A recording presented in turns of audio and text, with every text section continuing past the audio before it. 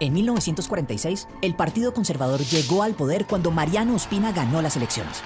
Al querer evitar la violencia, le repartió puestos a sus opositores, pero al no lograrlo en todas las regiones, las disputas aumentaron. Poco a poco los abusos de poder y la compra de armas por parte de los liberales empezaron a anticipar un enfrentamiento. La violencia estalló en 1948 con el asesinato de Gaitán. Sus seguidores provocaron disturbios en todo el país. En Bogotá, desde emisoras vociferaban: "Vamos a hacer la revolución". Pero no hubo revolución, solo violencia.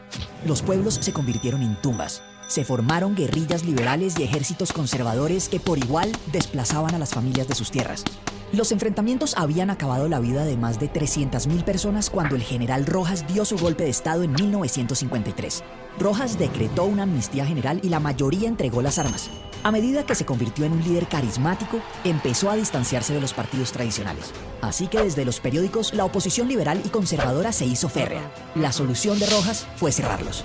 Su medida no frenó las críticas. Las protestas, el bajo precio del café, la oposición de los partidos y los industriales llevaron a la dictadura a su final. Pero, ¿cómo gobernar el país sin enfrentarse por el control de la burocracia? El Frente Nacional fue la respuesta. Los partidos tradicionales se repartieron los puestos y alternaron la presidencia durante 16 años. Y aunque la violencia bipartidista disminuyó, no terminaron los conflictos. Entre 1964 y 1974 se formaron las guerrillas de las FARC, el ELN y el M-19. Luchaban influidos por el socialismo contra la injusticia, la exclusión política y por el dominio de las tierras. En un principio, las guerrillas no tenían capacidad militar, pero todo cambió cuando la coca permitió financiar temibles ejércitos que intimidaban a ricos y pobres. El que pudiera pagar una vacuna era obligado a financiar la revolución. Cuando Betancur inició las negociaciones con las guerrillas en 1982 mientras hablaban de paz, las FARC ampliaba sus frentes con extorsiones y coca, y los paramilitares apoyados por mafiosos y militares asesinaban a políticos de izquierda. Entonces el gobierno inició una guerra contra la pólvora del conflicto, el narcotráfico. La respuesta del cartel de Medellín fue amedrentar a la población con bombas, asesinatos y secuestros, y así las décadas de los 80 y 90 estuvieron marcadas por el terror. La situación empezó a cambiar cuando el Estado ganó terreno gracias al Plan Colombia y una intención decidida de recuperar el terreno perdido. Los paramilitares se desmovilizaron y tras los duros golpes que recibieron las FARC, empezaron los diálogos de paz. Ni una gota más de sangre hermana, ni una sola gota más de sangre colombiana.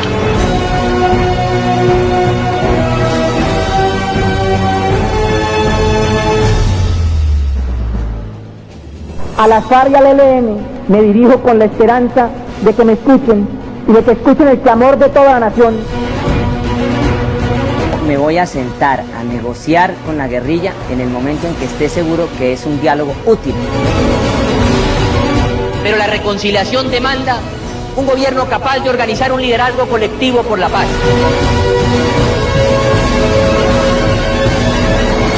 Invito a las FARC a considerar una negociación sencilla, ágil. Nuestro gobierno está listo para la paz.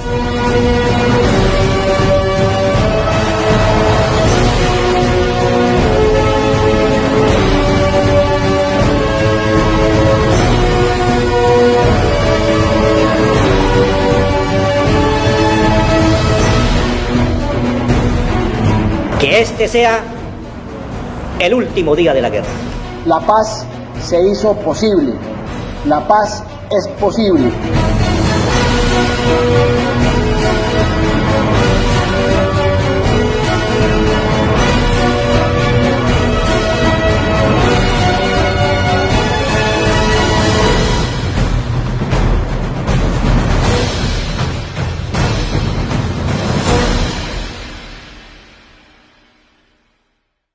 Así funciona la mesa. Cuando el gobierno y las FARC decidieron negociar a través de una mesa de diálogo, acordaron que cada delegación estaría compuesta por máximo 30 personas. De ellas, solo 10 son plenipotenciarios. Se llaman así porque tienen poderes para tomar decisiones.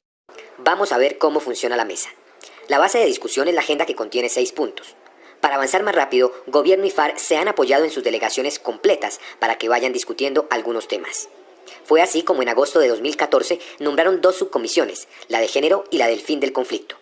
La de género se creó porque las partes se dieron cuenta que era necesario incluir la visión de las mujeres colombianas en los 3 puntos que ya habían acordado hasta ese momento. Pero al mismo tiempo debían presentar sugerencias para el punto de víctimas. la voz de las mujeres quedó mucho más clara en ese punto. La subcomisión del fin del conflicto. Se llama así porque en 7 subpuntos se define la forma en que los hombres y mujeres de las FARC van a dejar las armas y se van a reintegrar a la sociedad colombiana. Es tal vez el punto más difícil porque implica pactar el cese al fuego y de hostilidades bilateral y definitivo. Y para eso los combatientes de las FARC tendrán que reunirse en zonas del país para 2 cosas. Primero, para comprobar que los combatientes dejen las armas. Segundo, para que inicien su proceso de reincorporación a la vida civil. Pero el tema es tan complejo que la subcomisión decidió dividirse en pequeños grupos para discutir las garantías de seguridad de los guerrilleros que dejen las armas. Allí están el general Óscar Naranjo y Pablo Catatumbo. Otro discutió el cese al fuego y otro la dejación de armas. Pero hay más comisiones que ayudan al funcionamiento de la mesa. Una es la de redacción, que se encarga de escribir lo acordado. Otra es para coordinar las comunicaciones. Una persona de gobierno y otra de las FARC comunican lo que la mesa decide, cuándo y cómo convocar a los medios de comunicación. Y una más reciente se creó este año para dirimir puntos concretos que puedan empantanar la discusión. Es un comité de alto nivel conformado por 3 o 4 miembros de cada parte, los de más alto rango. Se llama así, 4x4 o 3x3. Al final de cada ronda se levantan actas para dejar por escrito todo lo que sucedió en la discusión. Esas actas se entregan a los representantes de los países garantes, Cuba y Noruega, únicos invitados externos que asisten a todas las deliberaciones de la mesa. Así se toman las decisiones para acabar con este conflicto de más de 60 años.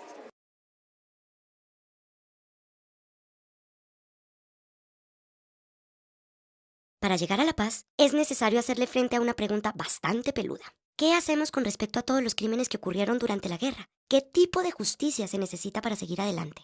Y ahí es cuando algunos hablan de impunidad. Se rumora que este proceso no va a castigar a los criminales, que simplemente vamos a olvidar todo lo que pasó y haremos como si nada. El problema es que, según los rumores, la paz sin impunidad significa meter a la cárcel a todo el que haya cometido crímenes, y estos rumores son bastante simplistas. Primero, porque no es cierto que no vaya a haber cárcel, pues de hecho se contemplan casos en los que habría penas entre 15 y 20 años, aunque también es cierto que en otros casos habrán amnistías. Pero segundo, y más importante, la idea de la impunidad es simplista porque la justicia que se definió en el acuerdo es mucho más provechosa que la cárcel o que el mero borrón y cuenta nueva. El acuerdo trata de entender la justicia no como un castigo a los malos, sino como una oportunidad para reconstruir la verdadera historia del conflicto y más aún, para reparar a las víctimas. Lo que está en juego aquí es un cambio de paradigma. Es la diferencia entre un modelo de justicia punitivo, algo peligrosamente cercano a la venganza, y otro que busca la reparación de las víctimas y la reconciliación del país. Ahora, reconstruir la historia es un asunto de tremenda importancia. Implica tener la información completa para saber qué fue lo que pasó, quiénes han sido responsables de esta violencia y para aprender y enmendar los errores que cometimos. Y esto, para un país que nunca se ha podido contar su propia historia, una historia llena de versiones contradictorias, rumores y secretos,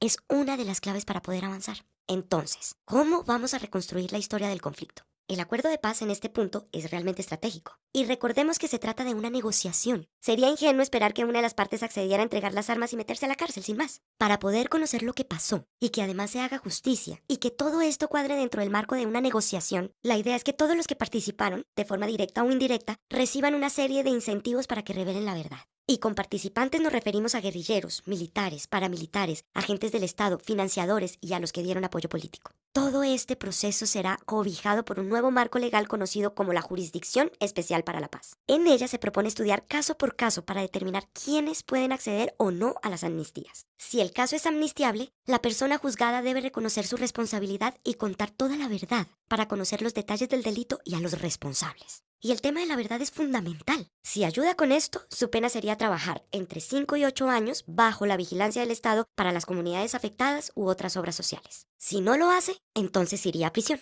Ahora, delitos de lesa humanidad, genocidios, violaciones sexuales y otro tipo de crímenes graves no serán amnistiables. Su castigo será la cárcel. Por supuesto, el proceso tiene más detalles. Por ejemplo, se tiene en cuenta si la verdad es completa o no, si hay evidencias o testimonios contradictorios, y estos factores alteran el tipo de pena que reciben los responsables. El punto es que, al mismo tiempo que condena a esos responsables, esta estrategia sirve para reparar a las víctimas, no solo por los trabajos que los culpables tendrían que hacer para la sociedad, sino por la información muy valiosa que deben compartir, información que servirá para llevar a juicio a los demás responsables, para ayudar a encontrar a las víctimas de desaparición forzada y para registrar la memoria del país. De hecho, se va a crear una unidad para la búsqueda de personas y una comisión para el esclarecimiento de la verdad. Estas serán entidades encargadas de entrevistar a los excombatientes, a las víctimas, a los implicados en el conflicto y en general de hacer investigaciones que conduzcan a establecer la verdad, ya no en un sentido estrictamente judicial, sino para la memoria histórica del país. Y de paso, con toda esa información, se diseñarán programas de reparación a las víctimas. ¿Y qué quiere decir eso? En últimas, el gran objetivo es reconstruir el tejido social. O sea, encontrar la manera de que las comunidades, los territorios, las organizaciones y los individuos que fueron afectados por el conflicto recuperen sus derechos y su forma de vida. En términos de acciones, esto implica indemnizar a las víctimas, restituir tierras, recuperar prácticas sociales, promover pactos de perdón y convivencia, ofrecer seguridad y, ante todo, garantizar que estos crímenes no se vayan a repetir.